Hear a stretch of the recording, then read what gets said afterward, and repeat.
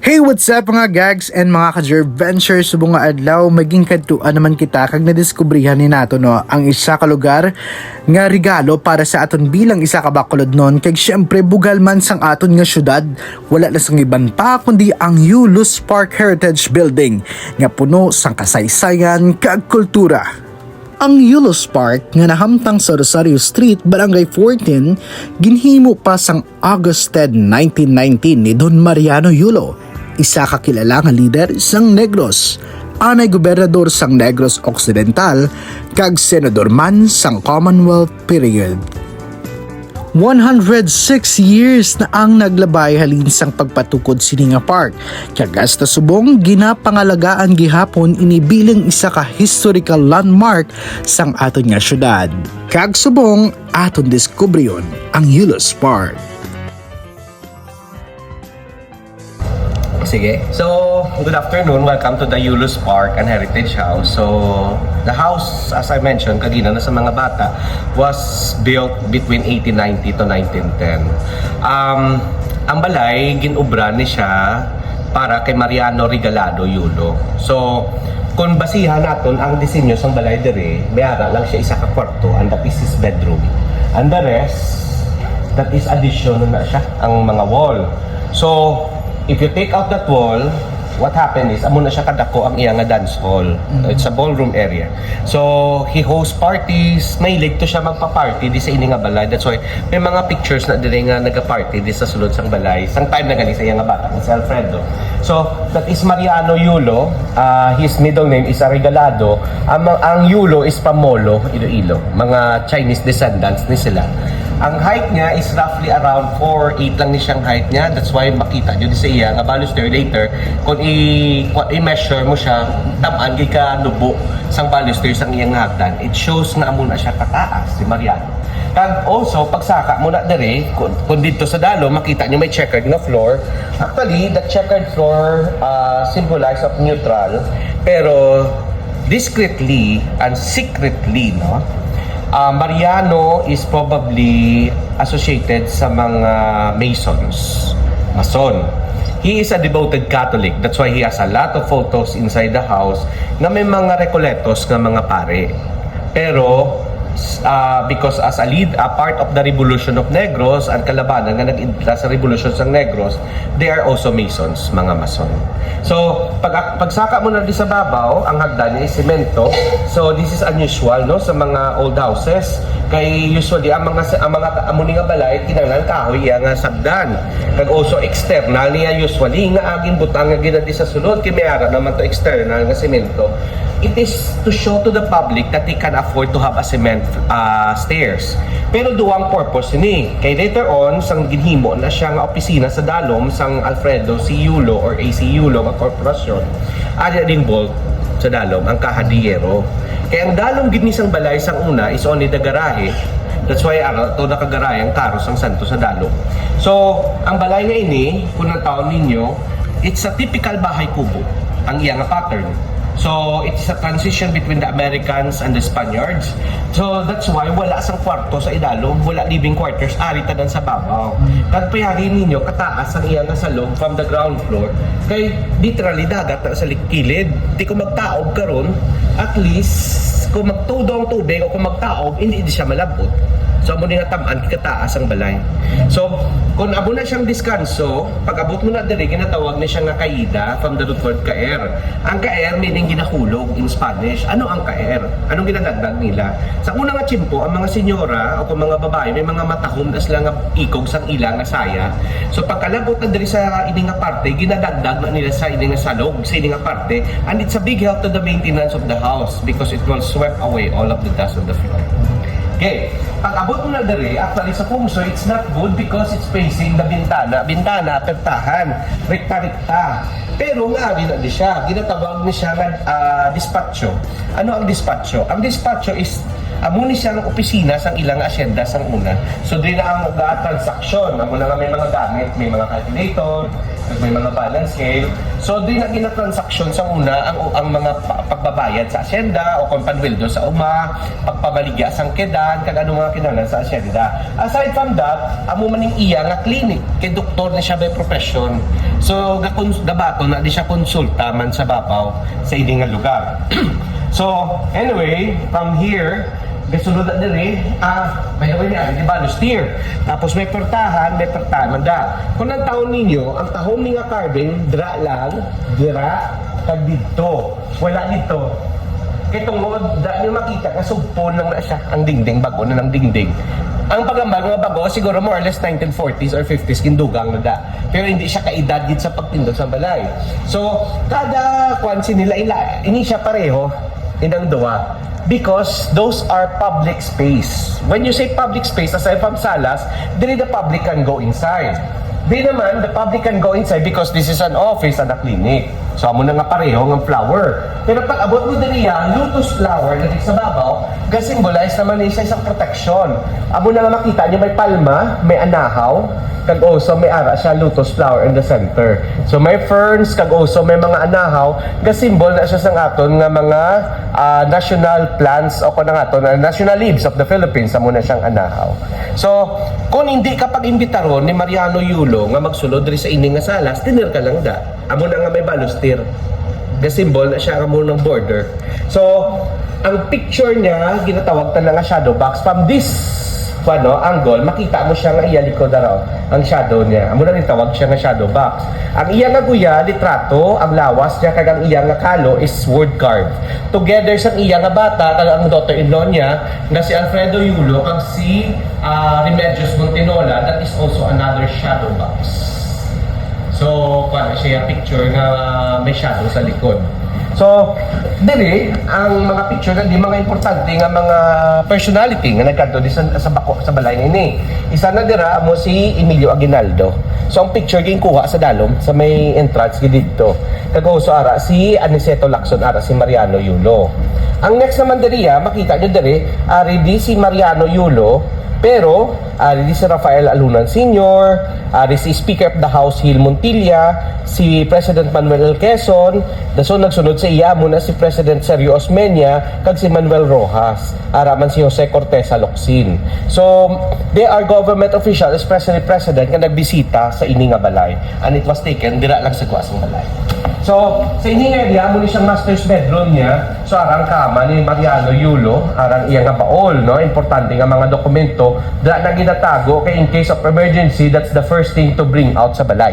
Sa pagtapos, may cross of unction, ginagamit siya sa mga sikol. So, ang sulod sini, may-ari ni siya bulutangan sa kandila, di sa sulod, kag ginakuha na siya kag ginatubsok diri para na sa kwan. So mga gamit is sa sulod. Ang bag-o nga dugang diri, ang kagapon is the procession Song of Our Lady of Rosary, iyan ni siya sa mga Granada.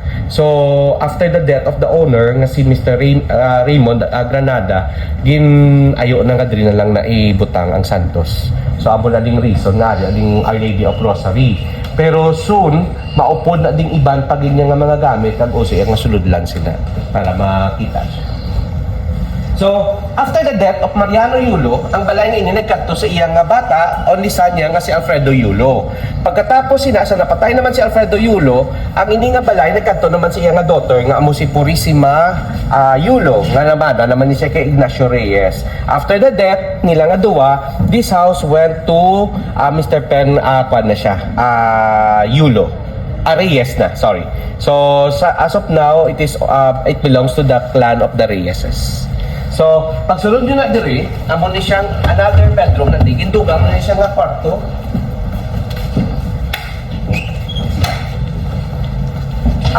Part ni siya sa una, sa ila nga ballroom, din na sila nag-party, part pa ni siya. Pero, ari ang original di nga bed ni Mariano, because he is short, probably this is from Hinigaran, there is his initial, Mariano Yulo, M.Y.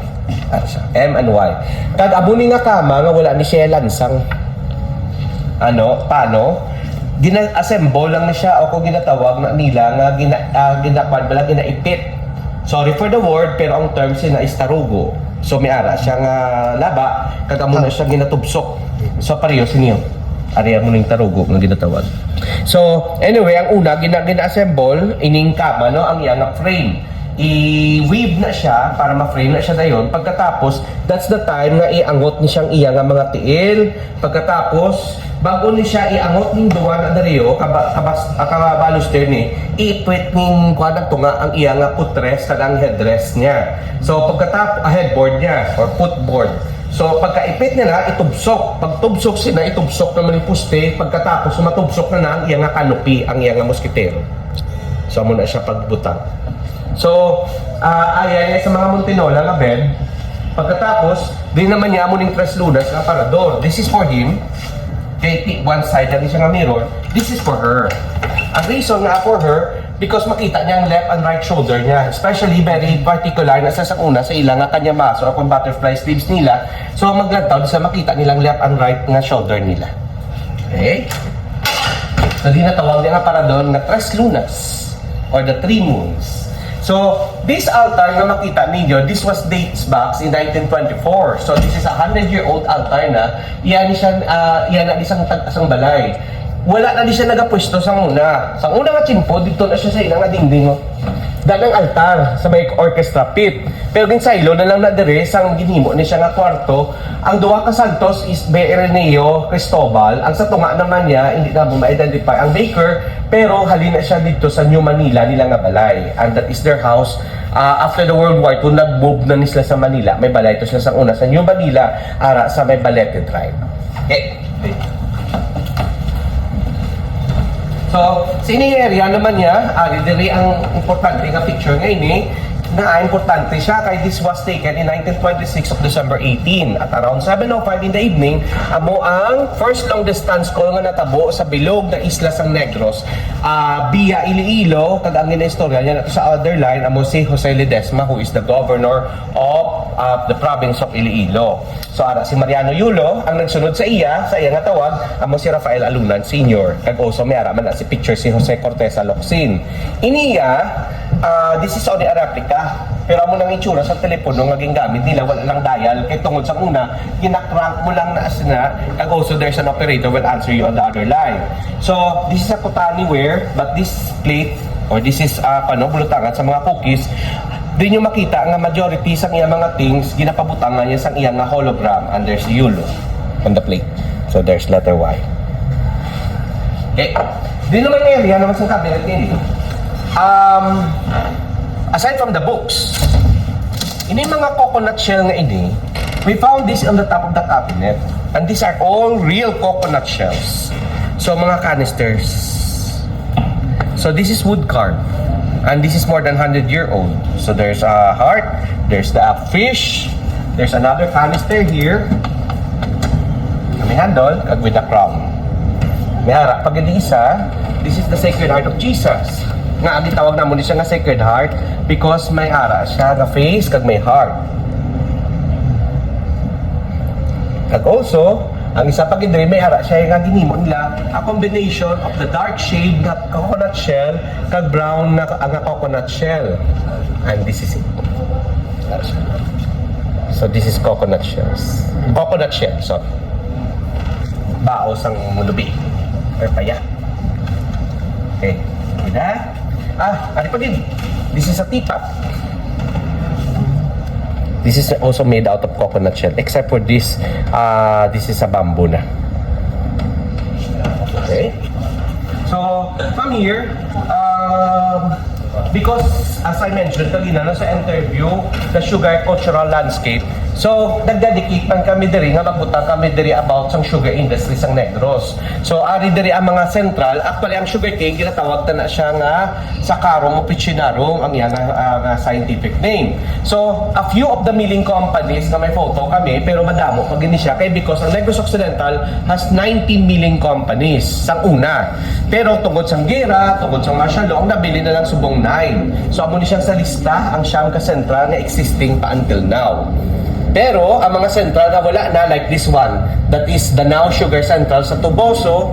So pagkatapos ang Central Manapla, dito na sa may Manapla mo ng North Negros, kundi ng ruins ng St. Joseph nga hospital. Ining BMC existing pa ni siya, Victoria's Milling Company, Central Azucarera de la Carlota. Ang Isabela wala na, ginsunog na siya during the World War II.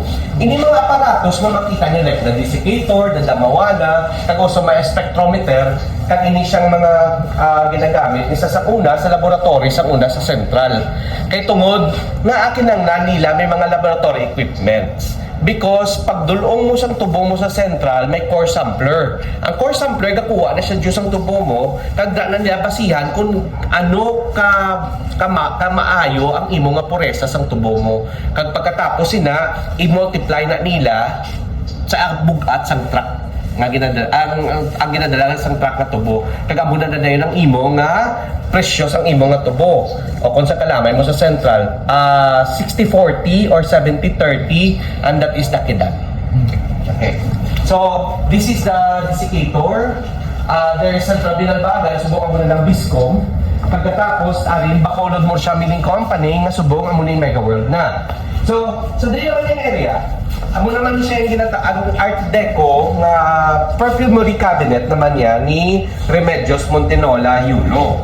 So, dire, isa sa mga feature na dire, ini siya si Cupay.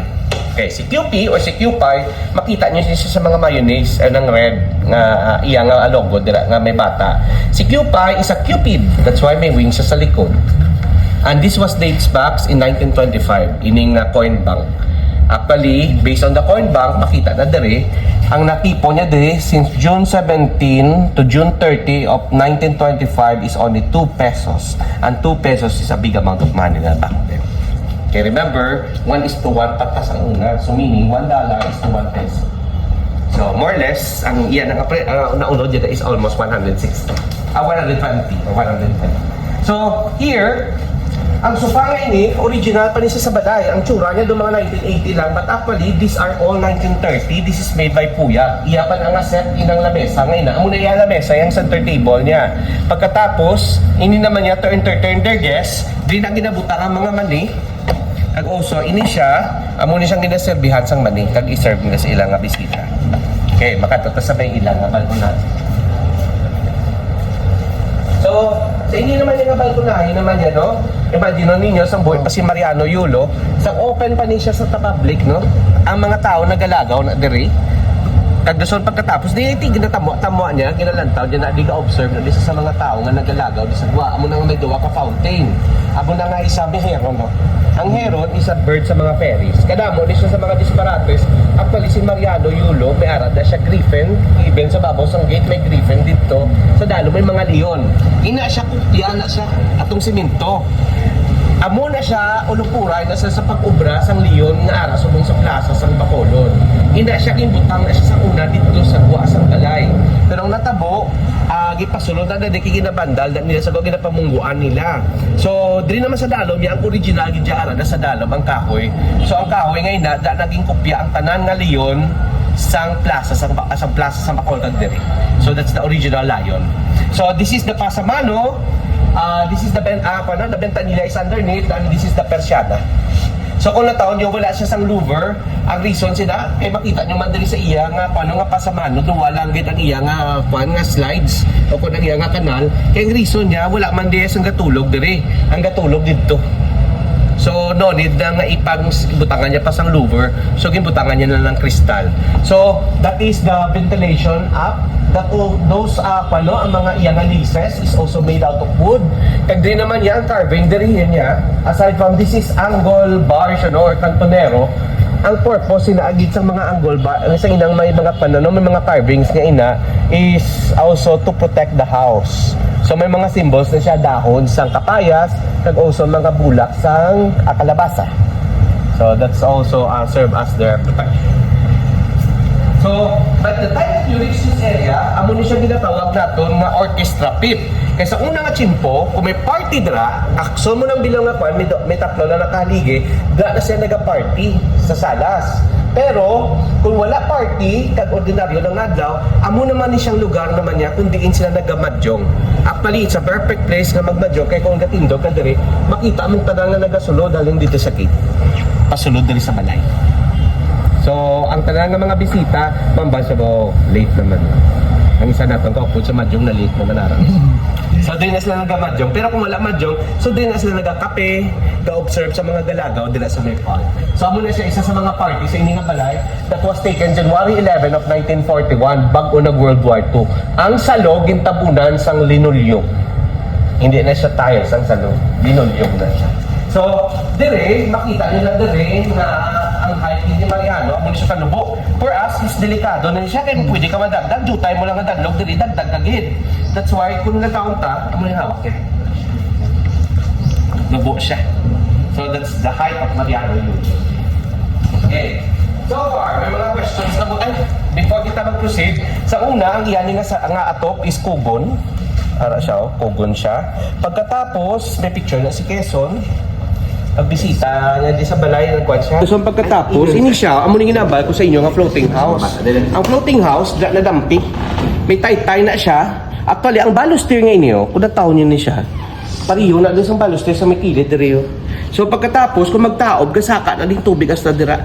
Amo na nga ginatawag nga floating house. Actually, ang nabili na lang na diri, ang bath house niya, may bath house na daw. Nagkapanagwa, until na arapan na ng bath house. Pero ang floating house wala na. Kaysa ang unang nga chimpo, ang dagat, asa na din. Kung natawag nyo na din, may ara, di pader nga gray. Ato, inang pader na nga gray, dagat na siya. So, na din ang dagat. So, wala pa niya baga balay, hawa na di wala pader. So, galakat lang sila pa-baybay. So, imagine ninyo, amo niya, ganyan subong nga wala nag-baybay, mabatsagan yung hangin, halin sa dagat. So, ang rason na aga sundanay na di mga balay, aring balay sang Yulo, balay ni Alunan, kadamo pa sa mga balay. Ang rason sila, kay gakato na di sila, kung amo ni bi, kung weekend, gusto nila magsimot sang asin na tubig, especially kung boka. Oo.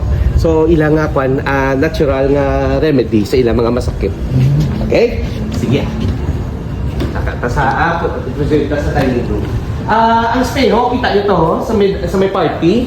Amo man nagyapon. Ang duwa ka speho. Isa sa mga gauge namon na ang balay wala kita sa World War II. Kaya tungkol sa World War II, ang balay, ang mayor sa Bacolod si Alfredo Yulo. So wala sila gintandog. Pero nagaprepara na sila sang arid shelter nila. Dugay-dugay 8 point up to na diin. Pag abot mo na dire, unless they will invite you to go inside to the comedor, so amo ni siyang dining room area. Pero may duwa ka room nagatubangay. Amo ni siyang iya banyo. Amo na siya ang iya nga pantry. So ang rason sini, unusual sa iya kung ang balay gintukod gid sa 1819 ang banyo at sa sulod balay. Kay usually ang mga banyo at sa gwa. American period na niya ang nag-introduce sa mga banyo nga sa sulod. Tapos, matsuka na iya nga tiles ang banyo. Di naman sir, amo ni iya nga pantry. Pasensya na nga din mga pan. Pag-abot na dari, ang pantry nga niya ang rason sini, di na tinatago ang mga pagkaon, especially ang mga adobo sa una subong yung paratira na ganyan.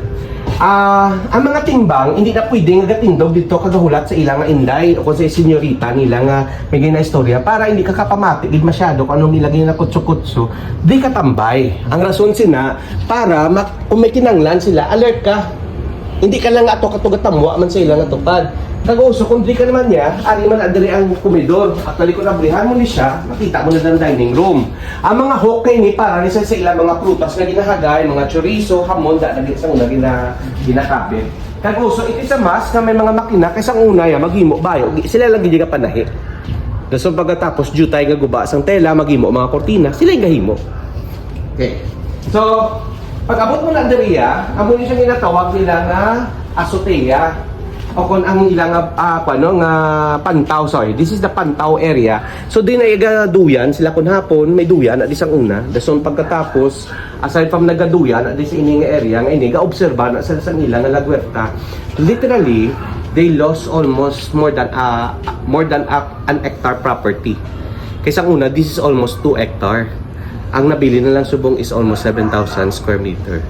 Kaya tungod sang informal settler sa palibot, so wala na nila na control, nadula nilang propiedad. So pagkatapos, inimbal ko na yung ini, kapakato na siya dito sa kusina na siya.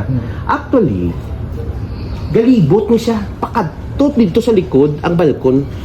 Gani kay gindugangan ng mga kwarto para sa servants quarter. Amo na nga may mga kwarto-kwarto na dami mga banyo na dang area. Pero amo nang kusina, dason gatiyog ni siya sa bilog na balay ang balkon. Kung magkanto ka dira na, may balkon na ayo. So gatiyog na siya. So, this is the dining room. For now, ang ginapagawa namon subong for this mascara season is amo ang tea set. Hindi pa ni siya tapos amon nga setup. So, mga tea sets collection nila or coffee set collection nila. Isa sa pinakadaan diri ini siya. These are Japanese nga mga eggshell, meaning ang kadipiso niya is do itlog do shells ang itlog kanipis. So na mga plato ini nga mga Japanese. So pagkatapos hindi mga unusual nga mga cup nga mga chef. May set man nato siya. Kag may upod, may partner man na siya nga babae para sa iya nga sugar and creamer. So damo pa kami pagguwa nga mga gamit para mapuno ning lamesa for this mascara season. So, anyway, ang pinakadaan gid nga gamit sa ini nga balay, ini siya. Sa mga plato, ginatawag ni siya nga kotani wares. And these are from Japan. And ginapagwa lang ni siya kung may importante nga bisita sa ini nga balay sang chimpo ni Mariano. Literally, kung ipagwa ni siya namon, di gidya kaigo sa lamesa. Kulang gidyang lamesa namon sa amon nakadamo ang iyang gamit. Alin sa sofera niya, pakato sa tea set niya, all the way sa mga creamer niya, and also mga para sa iyang mga prutas, kag also all kinds of dishes, kag also salad ang ginapagwa. So isa ni siya kaset ang bilog na platera. Ang upod niya sining tanan niya mga kopita, ari naman andere. So amo naman yung set sa iyang mga kopita. Pero isa sa mga unusual dire sa ini nga balay, actually, amo ni siyang amon nga tinatawag na radioactive cabinet. Nga kay ang blue cobalt glass na siya. Ang green is uranium. So those are uranium glass. So kung may black light ka pasiga mo nagaganeo na siya. Literally wala man sila napatay guro sa sa radioactive na ina. Kaya ginagamit man ginin nila sa una nga chimpo. Tingnan ba nila food grade. Pero underneath is the carnival glasses. Okay. Kung dito may bulada, di naman yung area naman niya, amo ni siyang ginatawag nga azotea. So ang azotea naman niya, di naman na sila nag-smoke. Pagkatapos nila panyapon, pungkod, tindog-tindog, di sila ma-smoke na sila. Kag malagtaw sa mga tao, dira nga galagaw-lagaw. So imagine nyo, subong Domingo. Let's go back 1910 o 1915. Damo na liga walking. Ga paseo sa ining lugar, especially may fountain. Di mga tao yung tato sa Eulus Park. That's why up till now, ang mga tao di sa Bacolod, even ang mga jeep magamba kay Eulus Park, totoo Eulus Park. So mo ning Eulus Park. So ina siya, wala pa na ipader sa una. Ba't kinanglan gid nila ipader kay tungod ka matamak masulod ang mga iban nga mga property, ang mga balay sa buwan. So diri makita niyo diri kagina may hologram, ari naman yung iyang simbolo, Yulo, letter Y. So ang letter H, but actually it is stylized letter M na siya, stands for the name of Mariano. Kag ang iyang nga driveway di is letter Y. Amo naga letter Y ang iyang nga driveway. Okay. So halin diri na makita niyo daw may balkonahe kaysa ang una nga chimpo gatiyog ni siya. So wala pa niya mga rooms. So makita mo na to all the way dito sa piyak. Kag ang hagdangay niya gindugang na ginbaka na niya ni Mariano Yulo sa mga Amerikano to the Sears and Roebuck. And this is made out of cast iron. Kag gina-order niya siya piece by piece depende kung ano kataas ang kinahanglan mo nga hagdan. So the symbol of the American government, makita niyo lang stripe kag ang stars. It symbolizes the American flag. Okay? So masakat sa babaw. Why ka mo ukol ba sa high? Wala, answer. Sige. Wala ka na. Abot na daw. Traffic yan. Sa daan, upod sang balay. Ginatawag ni siya nga roof garden. Pwede man ni siya azotea actually. Kag also, di na siya after dinner, pwede niya na ginadalang iya nga mga bisita, they can party pa na di sa babaw, pero kay para hindi madagdag, remember kaginang balkon, tama antayin no po ang baluster, di agin sakto niya na sa aton. Kay kung literally, kung siya sa iya nga height, ang height sinido, amo na ni Sato, no? So tagahawa, tagadughan niya na dire. So amo na may mga poste na dira. Kaya ang rason sina, sana gadi. And actually, ang mga bayi, ang iya mga kahinablusan, kiti bata niya, isa kabilog lalaki, di na sila kung isa naga-swimming, kung gabi. So naga-night swimming, na sila. Saan youth pa gani? Kaya ang rason sina, wala sa makabalo sa imod sa babaw, so amo ning ilang nga pool. As I mentioned, si Mariano is 4'8", so sakto nga nagit sa iya, tagahawak yun eh. Pwede sila ka-dipping diri, urig niya siya nga parte, mula may mga tubo, gindugang na lang niya kay kirang sa balay. Pero sa una ya, dipping pool din siya ya. Actually, pariyo ni siya dito sa balay puti sa tali sa silay, ang gintunga, bala nga balay ginutod. May swimming pool man ato sa babaw sa una. So, ang mga pool sa una is especially open na da siyang pader. So, wala na da sila ga swimming sa dalom kay te. Karon ga swimming kada kadamos ang tao nga gaawalag tao sa imo. So, matabo sina. Hindi ka sa babaw. Amo na nga kadamo sa mga sa mga orng dira oh. Kay it used to be a park. Mga pedestal niya. Sige. May mga question man na si Mariano, hindi niya giniging ang iya nga balkon, ang iya ni natira, ang balkon na sa ibabaw o ng roof garden. Kaya usually, ang mga roof garden nga amo sini, gatubang sa dagat. Kaya ang rason para makita mo kung sinong kapabot na barko or whatever, no, makita mong dagat. For him, butang ko na kay baybay naman stupad ko. Ang rason niya nga din naging butang, kay kung klaro na di sir, ang lugar na di. Ang likod sinasang akasya nga inaw, kunara na nga kahoy, kanlaon na na. Ara ang kanlandog. Kung wala ning kahoy, ara nang mandalagan atong silay nga bukid. So dire maobserbar niya, makita niya ang palibot. Sir, nambit to. Nami na di actually, i-imagine mo lang, wala nang eskwelahan, wala building, ang mga kahoy nugbo pa lang sa to. Kita mo gid ang tanan nga mga bukid diri sa Negros Occidental. Ang gatubang diri. Grabe gali ang kasaysayan sa Yulos Park diri sa Bacolod. Hindi lang tayo gali manggaranon sa pagkaon, parehas ang tubo, piyaya kag barkilyos. Our city is rich of historical heritage sites, and let's continue to protect and to conserve our history by promoting cultural preservation. Daw nagbalik ng 100 years ago sa aton nahibaluan, and salute to Sir Raymond Alunan, pamaagi si imo nga budig kaalam kag abilidad na hibaluan namon ang kasaysayan sang Yulos Park. Kag bilang isa ka Bacolod noon, importante gid nga kilalanon ta ang mga lugar nga pareho sini. Hindi lang parte sang aton nga present, kundi bahin sang aton nga pagkatao bilang isa ka Bacolod noon kag Negrense. Preserving the culture and heritage of Bacolod is not just about remembering the past. It's about honoring our identity, strengthening our community, and inspiring future generation. Because Bacolod is rich in history, traditions, architecture, festival, and stories that reflect who we are as Negrenses and Filipino. From the landmarks like Yulos Park to vibrant celebration like the Masquerade Festival, our heritage connects us to our roots.